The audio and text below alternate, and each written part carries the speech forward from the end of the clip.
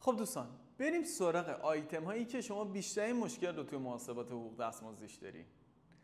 یه مثالی رو براتون آوردم که شخص میگیره حقوق پایه 90 میلیونی، حق مسکن و خانواده 20 میلیونی، اضافه کاری 10 میلیون، حق اولاد 5 میلیون، سرپرستی 30 میلیون. اعداد فرضیه، هیچ ربطی هم به هیچ سالی نداره.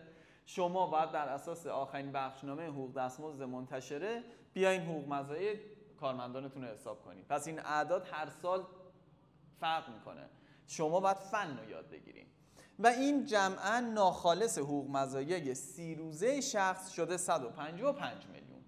اولین آیتمی که میخوایم حساب کنیم حقوق مزایای مستمر به تبع شغله.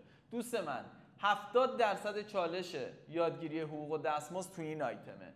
تو باید تشخیص بدی حقوق مزایای مستمر به تبع شغل، قسمت به تبع شغلش یعنی چی.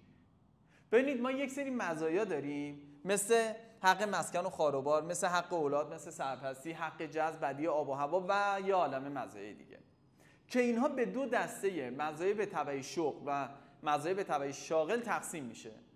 شاغل یعنی هر کی کار میکنه اونو باید بگیره طبق قانون. من هر سمتی داشته باشم باید حق مسکن و خاروبارمو بگیرم، باید حق اولاد رو اگه شرایط گرفتنشو دارم بهم داده بشه.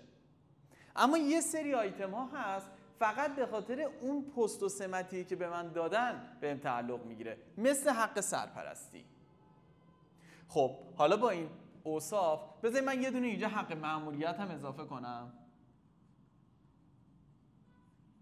که توی محاسبات من هیچ فرقی نمیکنه. حالا اینجا مثلا بیام میشه 175 میلیون ریال. خب حالا میام حقوق مزایای مستمر به تبع شغل. اولین خصوصیتش چیه؟ باید مستمر باشه. آیا حقوق پایه مستمره؟ بله، رقم مشخص. مسکن و خاروبار مستمره، اضافه کار مستمر نیست، من همینجا میتونم ضربدرشو بزنم. بله. حق اولاد مستمره، سرپرستی مستمره، مأموریت مستمر نیست، معلوم نیست مأموریت این ماه و ماه آینده چقدر میشه. خب عددش ثابت نیست.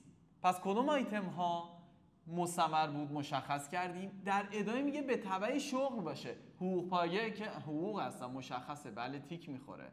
مسکن خاروبار به تبع شغل نیست، شاغله، برای همه است. حق اولاد به تبع شاغله، اینم نیست. سرپرستی بله به تبع شغله. اینهایی که تیک خورد با هم جمع میشه. 90 میلیون رو دارم، 30 میلیون رو دارم. خب 90 میلیون به علاوه 30 میلیون 120 میلیون یعنی 12 میلیون تومان میشه حقوق مزایای مستمر به تبع شغل ماهانه که ماه ما هم 30 روزه بود دوستان. حالا روزانه‌شو میخوام، باشه 120 میلیون تقسیم بر 30، 4 میلیون روزانه ایشون دریافت میکنه، یعنی 400,000 تومان. 400,000 تومان شد حقوق مزایای مستمر به تبع شغل روزانه. این روزانه رو که به دست بیارین برای آیتم هایی مثل سنوات و ایدی و اضافه کار و اینها کارت خیلی راحت تر میشه. مرسی که با ما بودین. تو هر فضایی که دارید این فیلم رو نگاه میکنید ممنون میشم ازتون حمایت کنید.